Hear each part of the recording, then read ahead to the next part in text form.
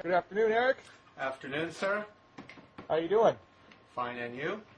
I'm doing quite well. Should we get right at it? Let's. So, we just had the cavalcade of stars at the Democratic winter meetings. Did you go to that? I did not go. You're in New York. Yeah. I didn't go in. I'm a New York expat now up in Western Mass. Really? What are you doing there? Just enjoying the country life. Well, that's nice. Where? So, I'm trying to keep a close watch on what the Democrats and the Republicans are saying in regards to foreign policy, not just about Iraq, but what is really their foreign policy vision? Because it's easy to say now, I want the war to stop. Everyone wants the war to stop. But what is your overarching game plan? Not just to stop the bleeding in Iraq, but stabilize the entire region and start advancing some real positive foreign policy objectives.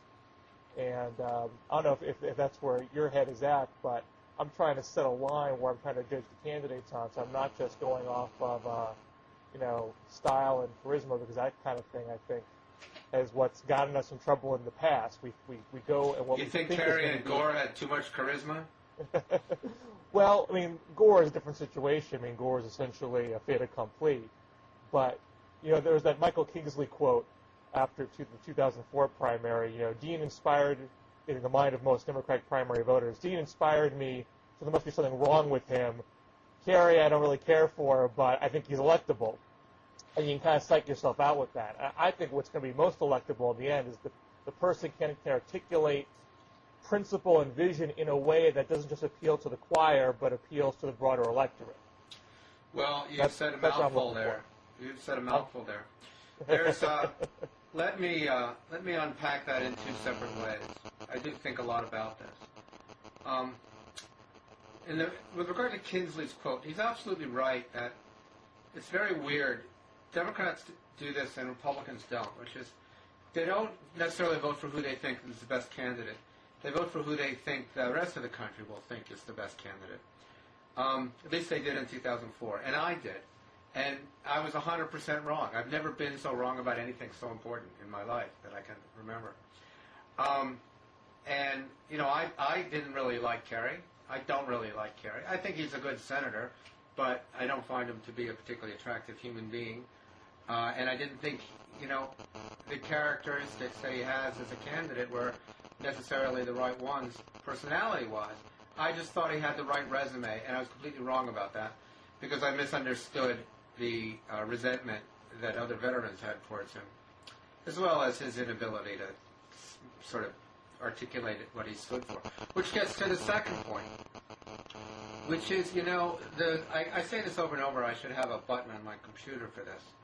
The thing that drives me craziest in the world, the statistic that drives me craziest in the world, is the fact that on Election Day 2004, 49% of Americans said that the invasion of Iraq had made us less secure rather than more secure, compared to 44% who disagreed. So there was a 5% plurality, 1 percentage below a majority, who agreed that the invasion was a dumb idea. And yet, those very same people gave George Bush an 18% advantage over John Kerry in the election, which was the reason Bush won that election.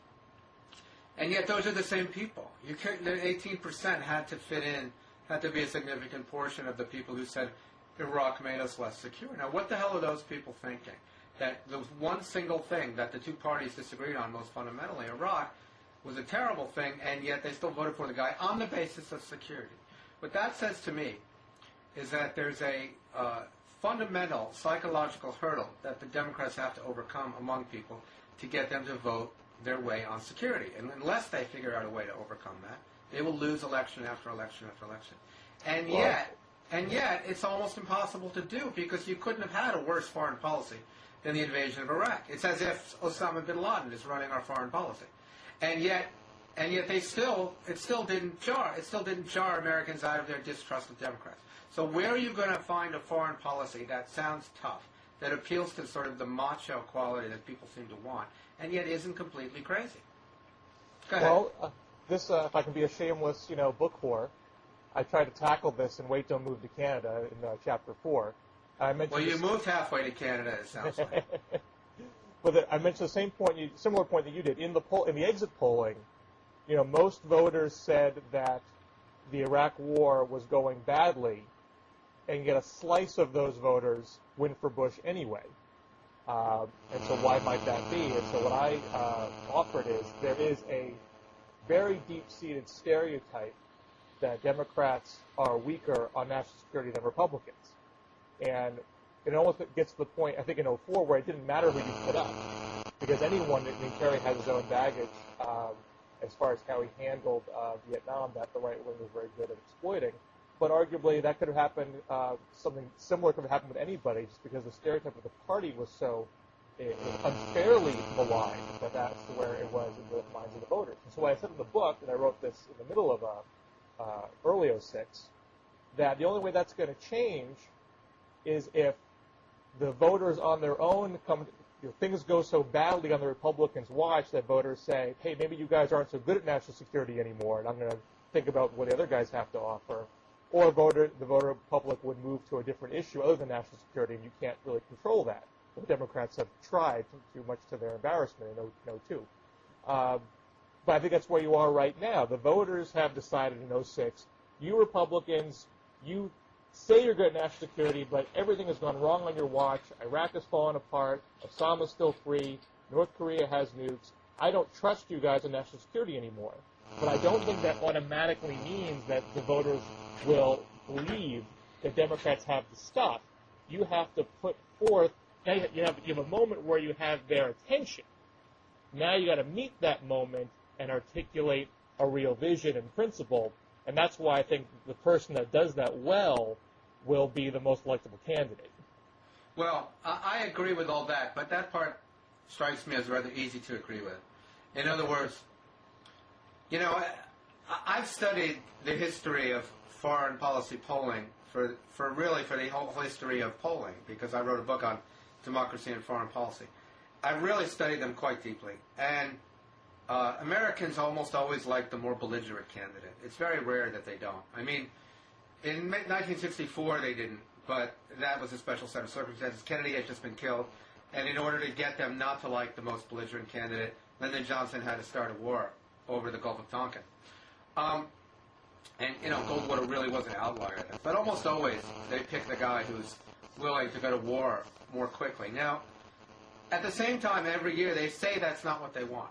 And I'm always having arguments with other liberals who say to me, no, the American people have finally caught up to us. And they understand that foreign policy is about, like, love and peace and free sex and so forth. And that's always what the polls say, and it's never true. People never vote that way. What people say to polls and how they vote are two very different things. So, again, I have been studying, I'm writing this book now that I've been working on for a long time about liberalism, and I have been studying sort of everybody's foreign policy plan to try and solve this conundrum of how can you sound tough without being completely irrational, the way, the Republicans don't mind being completely irrational. And Democrats do, or liberals do, anyway. And I don't think we've solved it. I don't think any candidate can solve it. When you say, that's why I'm saying you got the easy part. When you say the person who articulates the right vision, well, there's the rub. How do you articulate the right vision given this conundrum?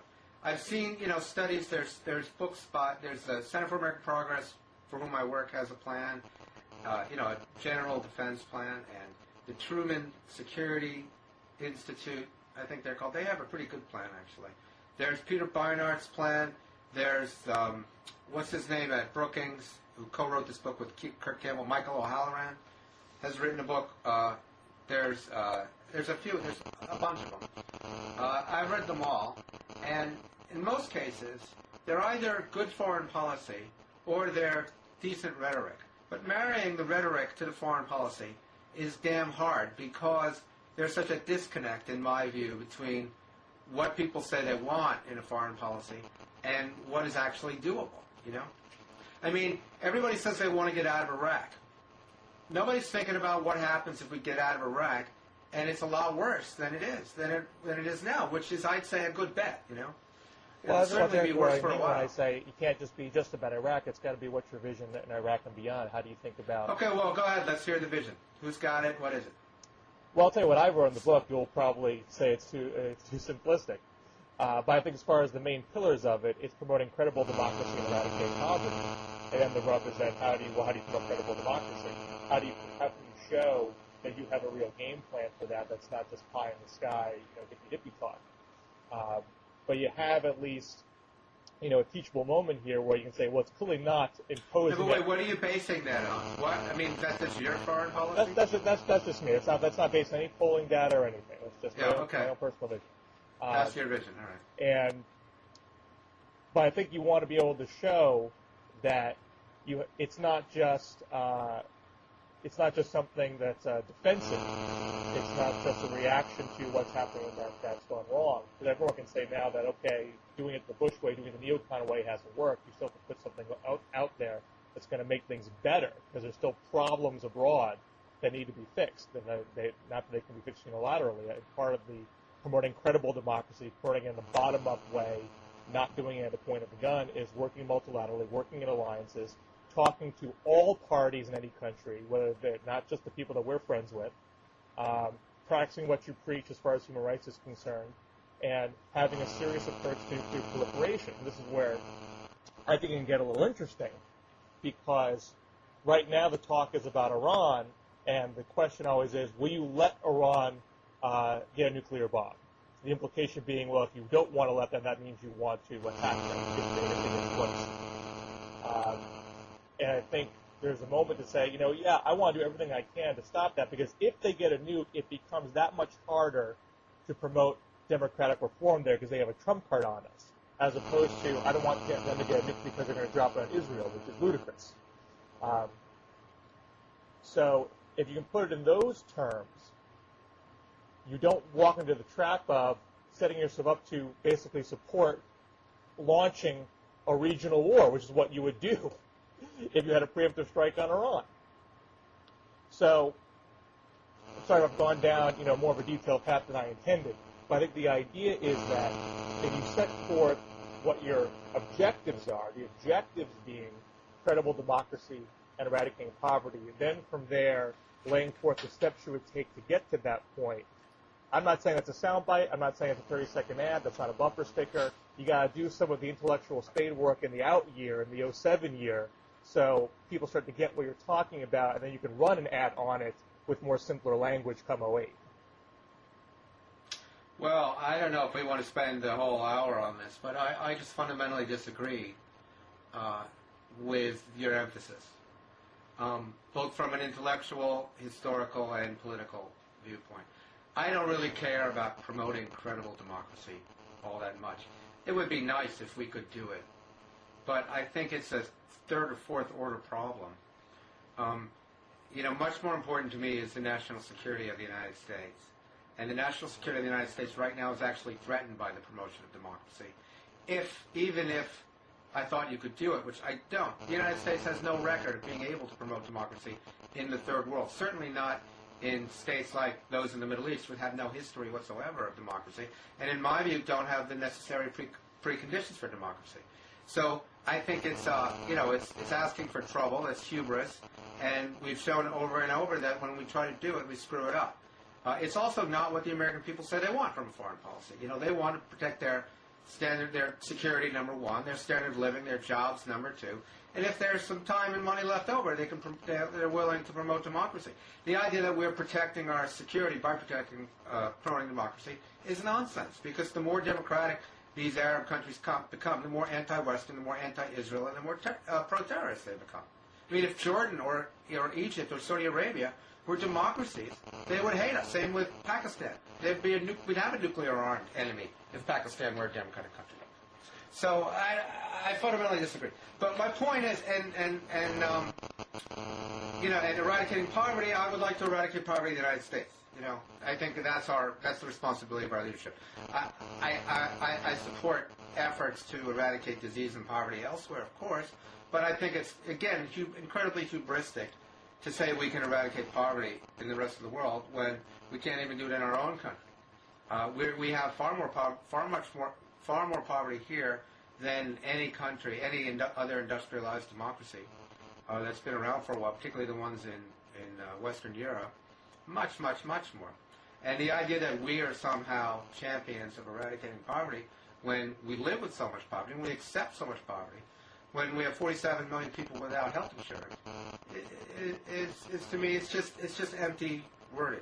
Well, and again, let me just finish the point. And again, I don't see any support for it amongst sort of your average Joe in terms of what he wants for a foreign policy. If you ask, I mean, foreign aid is a loser politically. Now, I know it's based on ignorance because people think that we spend 15 times as much on foreign aid as we actually do, or even more. But the fact is they've always thought that, and there's no way to convince them that it's not the case. You could say it till you're blue in the face. So, to me, what I'm saying, I don't want to, I'm laying this out, in more detail than I would have. We're not going to settle this argument between you and I. My point is merely that Democrats and even liberals, you and I both consider ourselves liberals, are a long way from having sort of the kind of consensus on foreign policy that Republicans have always had, which is, tough, bomb the hell out of them, promote capitalism, and don't give anybody a free ride. It's simple, people get it, and it resonates with them. We don't have anything like that, and it's a real big problem, I think. Well, I don't disagree with you at all that fundamentally what Americans are concerned about is their own security. I think whatever argument, whether you're going to agree with what I'm laying out or some other strategy, it does have to be rooted in that. It's got to get to that point. If you're talking about promoting democracy just for idealism's sake, yes, you're not going to get anywhere. So I totally agree with you on that point. And I also agree you don't want to talk about either goal in a hubristic way. You don't want to pretend that you can accomplish those things in the course of a couple of years and do it in any kind of, certainly not doing it at the point of a gun because you see how well that works. You have to be able to say, I have these idealistic goals and I have a realistic program to achieve those goals. It's not going to happen overnight. But if we can show to the world that we are sincere about it, we're not doing it out of narrow self-interest, we're not doing it out of trying to control, other countries' natural resources and the like. We're doing it in concert with other nations. We're doing it in concert with what the people of those countries want. That can improve our overall reputation in the world, which is what will fundamentally protect our national security because it's so much harder for terrorist groups to recruit on the basis of our the dislike of us around the world. I think that's where you got to go. But you just glossed over the fact that the people in these countries don't want us. They hate us. They hate everything about us. They hate the idea of democracy. It's inconsistent with their vision of Islamic republics, which is what they clearly want. So you're just like glossing over that. But I think that's fundamental. I think the promotion of democracy in the Arab world creates anti-American terrorism. Well, democracy in the broader sense, what kind of government do those people want? It doesn't have to be Jeffersonian. I don't want them to have the kind of government that they want. Okay? I don't want Jordan and Pakistan and Saudi Arabia to have the kind of government that they want because they will want to kill me with it. That is the rub of the argument. Yeah. Well, let's Anyway, no, talk about let's leave that aside. Sure. Tell me what you think. This was your idea. Everything here, everybody, is his idea.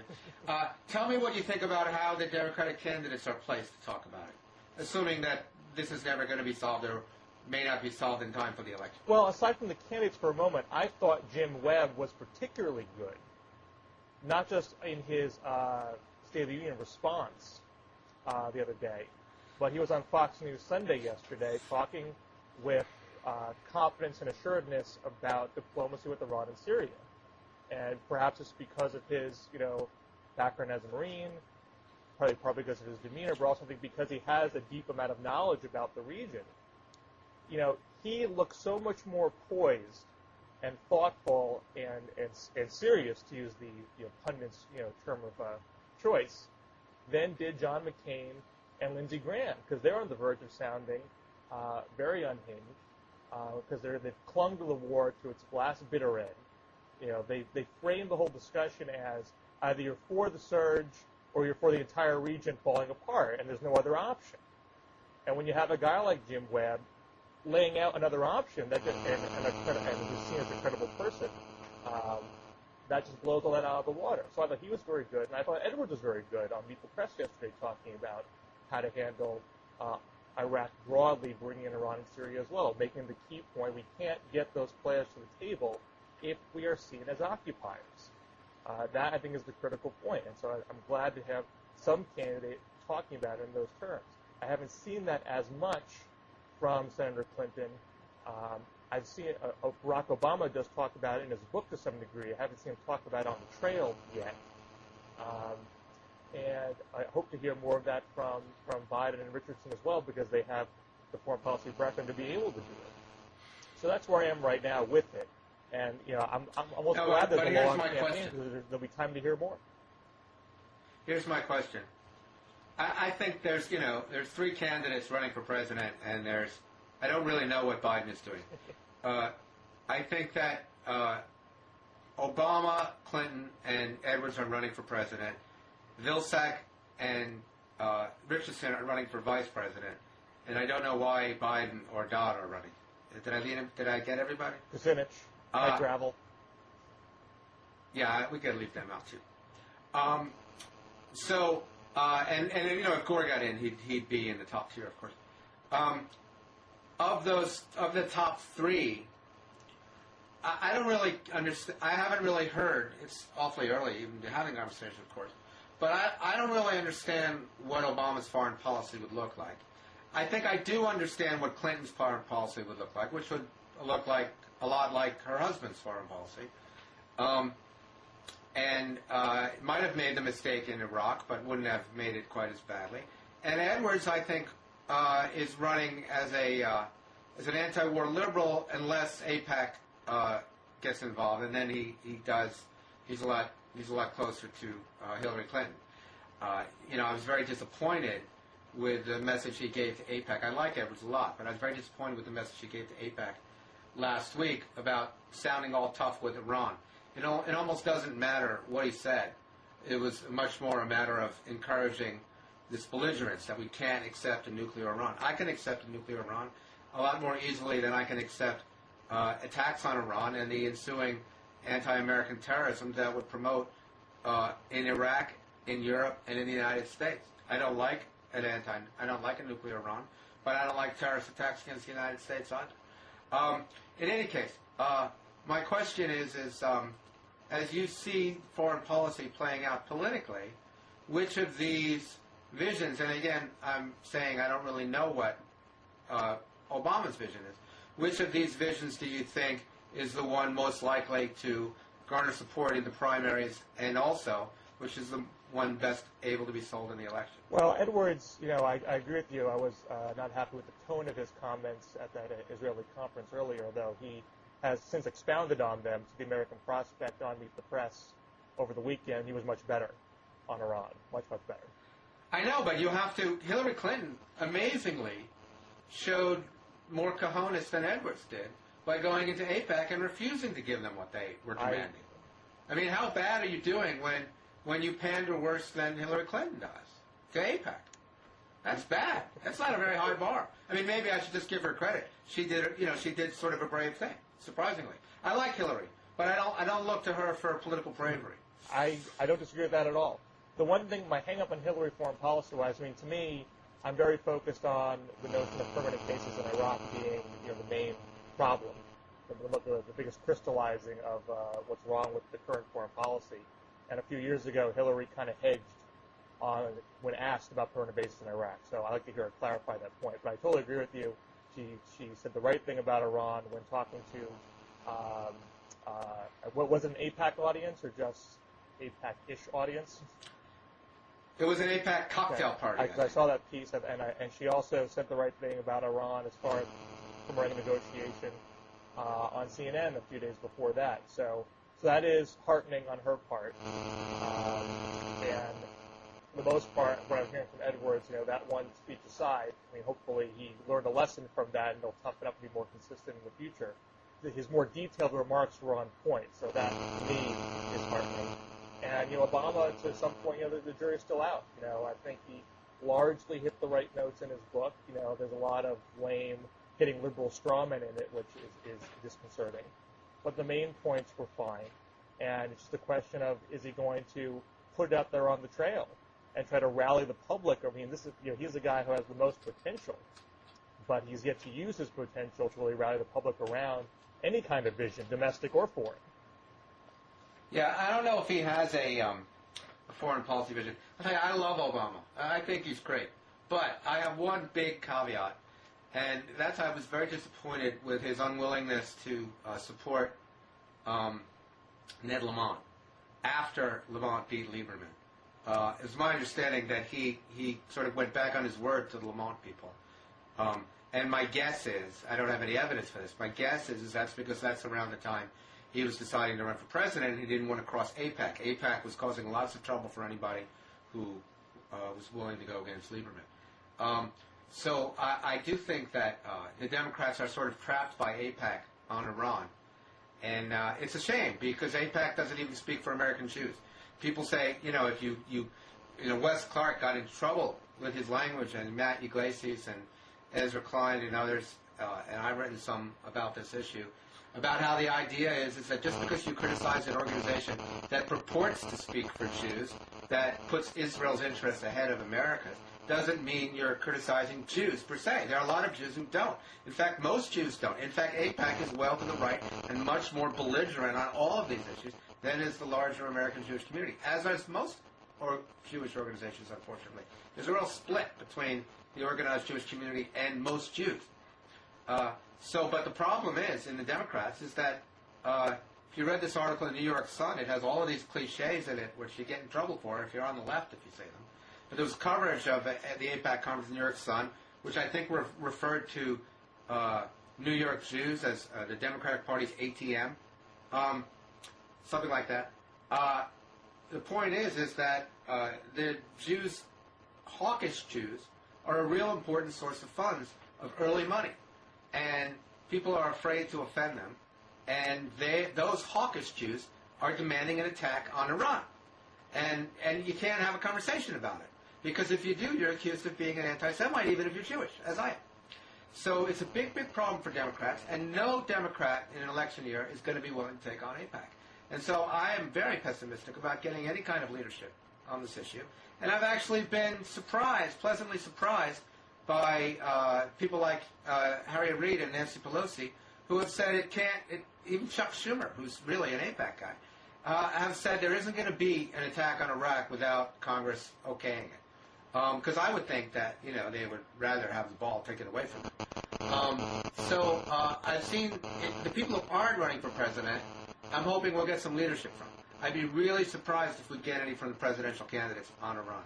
It'd be great, but I'd be surprised. I mean, the best shot we have, I think, is the louder Democratic primary voters are talking about Iran and trying to get us ahead of the curve on this one, and not be blindsided like we were with Iraq last time, where we're all playing catch up and just deer in the headlights with a lot of us, I think. And there's some good momentum there. I think a lot of us are catching things with Iran faster. We've seen the script before. We're getting ahead of them. We're pushing back better. And if we show the candidates that there's strong interest in the electorate about this, and we want to see what you are going to do now and beyond to prevent an idiotic preemptive attack there, then you might. I think that's why you have seen Hillary stand up to AIPAC, why you have seen Reid and Pelosi talk about this, because they are hearing it from their constituencies. And so I think we have to keep up the interest, and therefore hopefully we can get the candidates to sing our tune. No, I agree. I also wish, there was some movement with George Soros and Morta Halperin and M.J. Rosenberg and some others forming a sort of dovish alternative to AIPAC. I don't know how far it went along. I don't see it actually happening anytime soon, which is too bad. And if you look at Marty Peretz's absolutely disgusting attack on Soros in the New Republic this week, where here's a man whose family survived the Holocaust in Hungary, and Marty, who hasn't survived anything except losing lots of money in the stock market, thinks he can attack his character as a Jew. I think it's an attempt to undercut any Jewish support for an anti-AIPAC position. I think that's how dare you take a position against what we, the big, important, powerful Jewish community say is the right thing to do. And I think it's a symbol of following on Walter Mearsheimer and Jimmy Carter, that there's a real sense of unease amongst these people who felt like that they've been empowered to speak for Jews and have always taken the most belligerent. When they call themselves pro-Israel, what they really mean is pro-right-wing Israel, pro-settlement Israel, pro a certain sector of Israel that is at most half the country, and far less of the American Jewish community. And I think that the kind of hysterical tone you're beginning to see in people like Peretz, in people like Dershowitz, that trying to shut down all conversation is evidence of exactly what you say, that there are voices now that are coming to the fore and being able to discuss this in a more powerful and credible way. Mickey and I talked about this on one of the things, and he thinks it's true, too, that the attacks on, when you call people Likudniks now, you don't get attacked the way you did a while back. And when they try it, it doesn't work that well. When David Brooks said that anyone who used the word neocon was ipso facto an anti-Semite, he was ridiculed and had to take it back right away, when not so long ago that might have worked. I mean, it certainly helps that Iraq has gone so poorly. The notion that Israel's security has been enhanced by a preemptive war in Iraq is ridiculous. And so and the Israelis don't even think so. And there was a blogging heads earlier, and I forget the gentleman's name. He writes for the Forward, I believe, who said very succinctly, peace with a Palestinian peace agreement is good for the security of Israel. This continued state is not. Unstable Iraq is bad for the security of Israel. Preemptive war with Iran and expanding the regional war is awful for the security of Israel. It's that kind of rhetoric and framing that I think the best possible presidential candidate will have the gumption to do, to reframe the entire discussion. I just think you're asking too much of any presidential candidate to reframe an entire discussion. That's not the way the world works. If they could do that, then your buddy, what's his name, was the president? Right. Well, I do think I think you're right. It has to come from much more of a bottom-up way. I think if more of us are talking along those lines, and now we have a bit more of a media infrastructure, we can get. As goes blogging heads, exactly. So goes the election. Well, partly with blogs, partly with liberal talk radio. We have more purchase than we did, 5 years ago, where we can put some messages out there and show the. That's true. Everything's better than it was 5 years ago in terms of our participation and our self-confidence and our strength and our institutional presence. Thanks to originally, organizations like the Center for American Progress and Media Matters and the liberal blogs and the bestsellers and MoveOn.org, probably the single most important factor in there. It's a much better world to fight back from. Do you have time to keep going, or do you have to wind things up? No, we can go for a little while longer. We can. I budgeted about 45 minutes. Do you want to shift to something domestic? I'm just counting. You're the boss. Well, I want to talk about what's going on in Congress these days domestically, because there was a lot of good momentum coming out of the House the first 100 hours, passing minimum wage, passing prescription drug price negotiation, passing alternative energy legislation. And now things are kind of hitting a wall in the Senate because Republicans are filibustering and Democrats haven't figured out how to counter that. And the group that I'm now working with, Campaign for America's Future, we're trying to build up public pressure on both side Democrats and Republicans to get these things through and not feel like the Democrats have to cut weak deals with Senate conservatives just to say they got something done when it's not going to actually move the country forward. And so I wonder what you thought about that. How does the idealism and the pragmatism play against each other here? Well, I write all these books about the discourse within the media because I think that's the discourse that really matters. That people only vote every 4 years. Some people vote every 2 years. And they vote on very gross, very sort of ill-defined things. How do they feel about the economy? How do they feel about the war? How do they feel about whether or not they want to have a beer with this guy, even though he doesn't drink beer?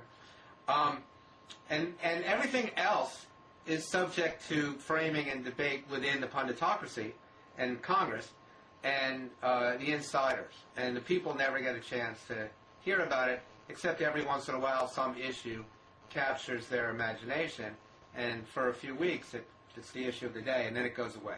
And usually the people who want it to go away can wait out the period. Like, you know, we passed Sarbanes-Oxley when everybody was in panic over corporate misstating of earnings and so forth. But most of those issues that Bush and the Republicans were on the defensive of have gone away. So if you look at the Democratic agenda, it's all very popular. The part that was passed, I mean, that's what they intended to pass. It's the stuff that was. Whoops.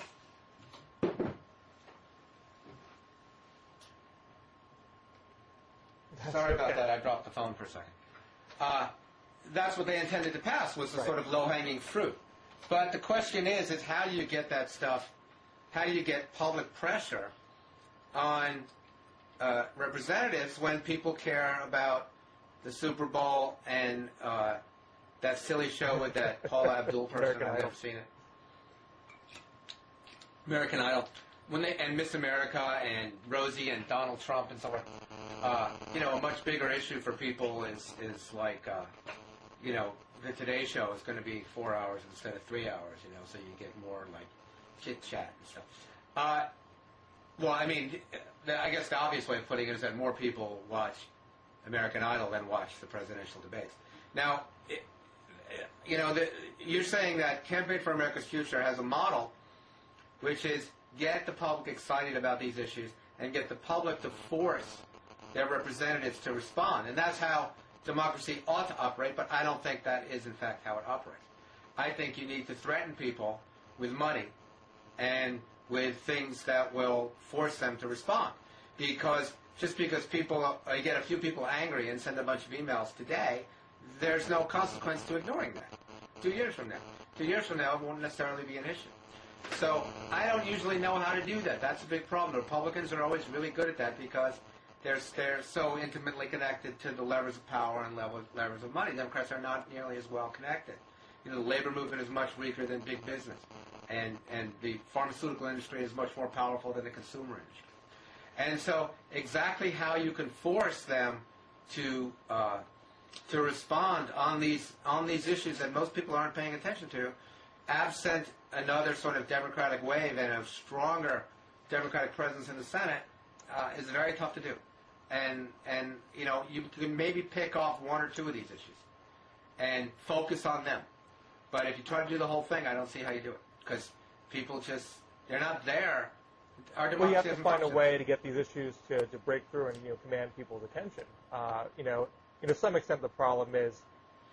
But everybody's always trying to do that, and nobody ever knows how to do it. Part of it is, you know, there's lots of other, you know, non-political distractions. But to some extent, I think, you know, when you're in an off year, you don't need, you know, 50 million people banging down the doors. You can, you know, the several million people that focus on politics, you know, can be enough. But you got to get their attention channeled on a particular issue to make it matter. Right now, the people who are politically minded, who focus on politics, you know, everyone's distracted by Iraq, understandably. It's a massive issue. So when you're trying to get people's attention on a major domestic issue, it's very difficult. It's been difficult, you know, for 5 years. But I think there are things that the Senate can do. For example, take minimum wage. You know, again, this is very low-hanging fruit. Just getting it up from $5.15 to $7.25. It's supported by 85% of the country.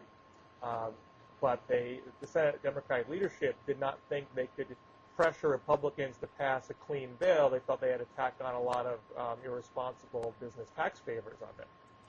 Yeah, but I'm sure they're right, because 85% of the people don't mean a damn thing in terms of creating political pressure on a given senator to vote for anything. What matters is who's funding his campaign, who's likely to be his opponent, how soon does he have to run for re-election, and if he can, you know, if that equation doesn't come out in favor of higher minimum wage, then he has nothing to do. The only way I think to change that dynamic, you know, for example, if, you know, the Democrats put the clean bill up on the floor for a cloture vote, a filibuster vote, but they didn't really whip it. They didn't really put a lot of public pressure on Republicans for it, and so it was defeated. So hence it was filibustered, and then they moved on to the more business-friendly version. What if the Senate majority dropped everything at that point and said, we are going to break this filibuster. Once you do that, it becomes a major news story and potentially can attract the focus of more and more people to then contact their senators and say, what the hell are you doing? You are going to block this pittance, this basic, tiny, 10-year overdue minimum wage increase? What's wrong with you? And I remember that wasn't even tried. And it still could be tried at this point. I think I might agree with you on this particular issue, on minimum wage. I might. The problem is A, there are a lot of other competing issues that are just as demanding, I think. And B, if you do that, then you risk people accusing you of behaving irresponsibly for shutting down the country's business over this issue that affects very few people, in fact. And Democrats care an awful lot about that kind of criticism. They care what the editorial boards think of them. They care what the pundits think about them. They care what the Sunday shows think about them. And it would be called irresponsible by a lot of people. That's what they're afraid of, I agree. Now, on the House side... Yeah, it might work, and I might support it this time. But it's not a strategy for the whole smorgasbord. You can only do it once or twice. But you did it early. You did it now, and you set a good tone. And you show that you had. I think it's a way to sort of, essentially create political capital for yourself. Don't push me on these things that have wide popularity, or else you Republicans, you conservatives, are going to pay the price on it. Whereas now, I think that the Democrats are playing the game much more defensively and more of an accommodationist style on the Senate side. Well, I just don't know. I think that Harry Reid knows what he's doing, and I think Nancy Pelosi knows what she's doing, by and large. And I think they probably have good reasons for doing what they did. Now, I don't know what they are, but I think that it's too easy for us to say, you should just do what I want you to do on the issue I care about, when there's so many other things to be concerned about. Now, they've been too timid in the past, and it turns out we were right and they were wrong in 2002, certainly. But I think they've learned a lot of those lessons. They've been much tougher than they've been in the past. And I'm unwilling to say that this is the issue and now is the time where they have to lie down along the tracks. Let's see what comes of it, and let's see how it turns out. I'm just not. It's just, they have to win over people who don't agree with what I agree with. They have to win over a different slice of people. It's not about appealing to Democrats. It's not only about appealing to their base. I don't disagree with that at all. I think that's absolutely right. I don't think it should be framed, and it's often framed in this way, that it's the base saying to the establishment, do what I want, because that's what I want. And it's just sort of this sort of whiny, pouty, bang your fist on the table sort of thing. I think if it is portrayed in that way, and if we in the base portray it that way, I don't think we're going to get anywhere. I think you have to, convey it to those in power and saying, this is good for you, politically, pragmatically, and strategically. It's going to enhance your ability to move the ball forward. It's going to put the Republicans in the compliant posture and not yourself. And that sort of thing. So I wouldn't say, draw a hard line of minimum wage because I want you to. I think if you draw a hard line there, you'll rally the public on your side and be able to lay the groundwork for far better political deals going forward. You might be right. I don't feel like I have followed this particular issue carefully enough to know that. I just feel like every partisan of every issue feels that way about their particular issue, number one. And number two, if in fact, let's say you had done this, well then we wouldn't be having the debate over the search, the no confidence vote in the search, which is also tremendously important. I think it's great to get, everybody says that this isn't going to save one American life or even one Iraqi life because Bush is going to do it anyway. But I think it's great to get these sons of bitches on the record, one way or another, so that they're forced to take a stand, and then we'll have a real election in 2 years where they have to defend their position. Now they have sort of John Kerry's position, which is I was for whatever I was for. I can agree with that as well. So I see a lot of. So in other words, you have to choose. Because if you just spent all your time filibustering, trying to shut down a filibuster on the minimum wage, you wouldn't be. Well, Republicans, they did filibuster the minimum wage essentially for a week to drag out the debate, and so they wouldn't have to go to the surge right away. So they've had to deal with that problem as is. They don't have full control of the Senate calendar because Republicans have been basically being sort of, elementary school, irritants. And they're being encouraged to continue doing that because it is, quasi working for them at the moment. It certainly hasn't gotten them any kind of political trouble yet.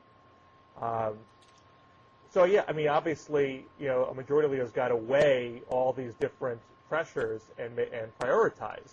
And this has been the problem for everybody, I think, in the past 5 years because there's extremely important things happening internationally and extremely important things happening domestically. And yeah, well, I've always said that this is the genius of the Bush administration, that they're so evil in so many directions simultaneously. I've heard it described as a dump truck strategy. You're buried in it. You can't keep up. Yeah, I mean, the reason I wrote the book on Bush was because I felt you needed a whole book, a 460 whatever page book, to just get at all of the terrible things they're doing. But once a big fat New York Times, a Sunday New York Times, isn't big and fat enough to get at how many different terrible things they're doing. I totally agree. But I mean, if the Senate is doing domestic things, there's always going to be some leading domestic issue you're going to be dealing with while you're also managing Iraq and beyond. And if they spent last week doing a flat-out filibuster battle as opposed to a low-grade, ticky-tack thing about various amendments that no one paid attention to at all, I mean, either way, it was a week spent where you weren't doing Iraq on the floor, but you might have had more political capital to be gained if you did it in more of a high-profile way. Yeah. Don't forget, it's just very hard to get Democrats to agree to do anything. I thought Republicans have their problems too. They're better at keeping it behind closed doors. But that's a whole other discussion. Okay. Perhaps that's about 45 minutes. Should we tie it off there? I'll give you 4 more minutes. I'll give Bob Wright 4 more. Well, what do you think about Air America being bought? We talked about media infrastructure before. What do you think about that?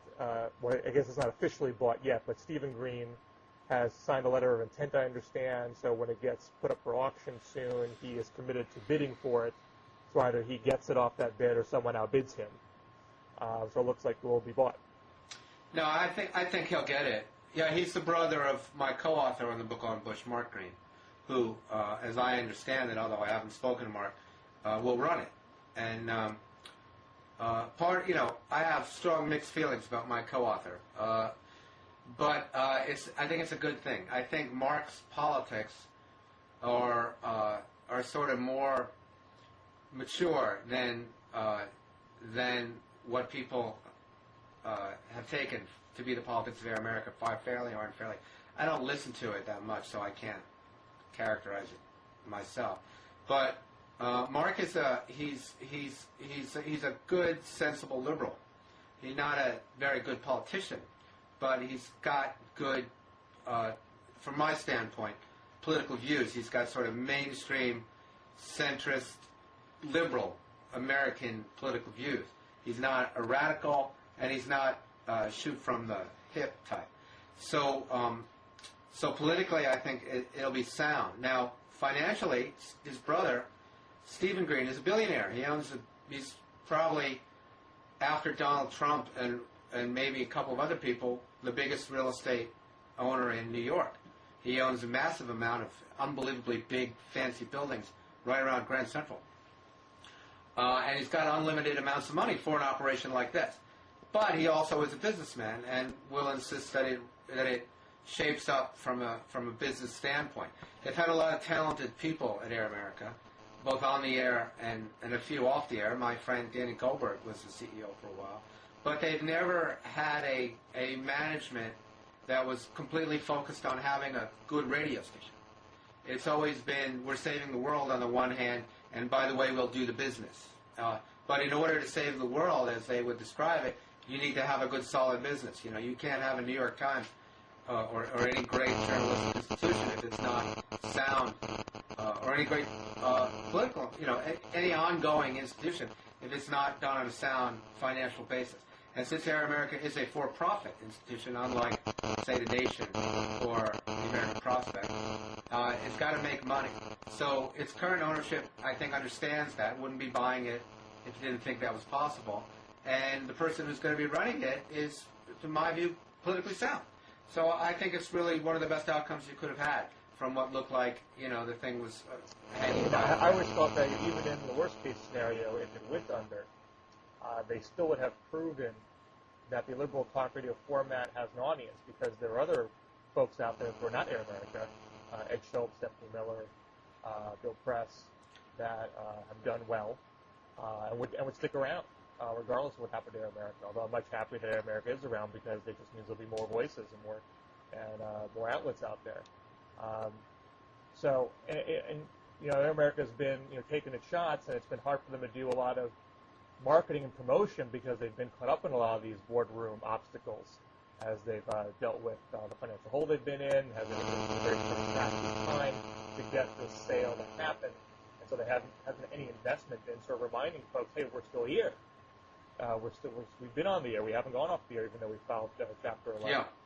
So hopefully now they can put some money into marketing and promotion and really kick this up to the next level, because I do think even in its difficult state in the past few years, I still think it was a critical component to getting back a better Congress this year, because messages we were able to get out that weren't getting out. I agree. I think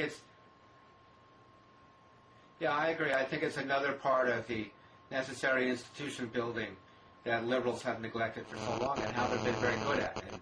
And Air America has been being built in fits and starts, but if it ends up on solid ground, I think that'll make a big difference. Even though you can't possibly compare it to the stranglehold that right-wing talk radio has on so much. Okay, on that note of agreement, perhaps we should end it there.